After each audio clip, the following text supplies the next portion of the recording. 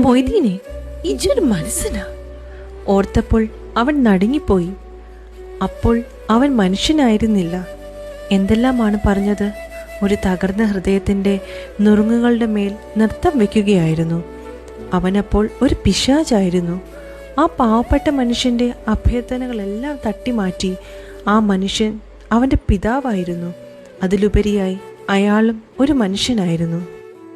മലയാളത്തിൻ്റെ ഇതിഹാസ സാഹിത്യകാരൻ MT വാസുദേവൻ നായർ എഴുതിയ ആദ്യത്തെ നോവൽ. പിഴച്ച പെണ്ണെന്ന മുദ്രയോടെ ഫാത്തിമയും ഖാഫറിൻ്റെ കുട്ടിയെന്ന ആട്ടിപ്പായച്ചിനിടയിൽ സമുദായത്തിൻ്റെയും മതത്തിൻ്റെയും ഞെരുക്കമേറ്റുകൊണ്ട് മൊയ്തീൻ വളരുന്ന കഥ പറയുന്ന നോവലിൽ ഗോപിയുടെ ജീവിതം കാണിച്ചുകൊണ്ടാണ് കഥ തുടങ്ങുന്നത്. പിന്നിലുള്ള ജീവിതവും വിഷയമാകുന്നുണ്ട്. നല്ലൊരു പ്രമേയം, അതിലേറെ മികച്ച വിശേഷങ്ങൾ ആവശ്യമില്ലാത്ത അവതരണവും. കൂടാതെ 1974 ഈ നോവൽ ഒരു സിനിമയായും പുറത്തിറങ്ങിയിട്ടുണ്ട്.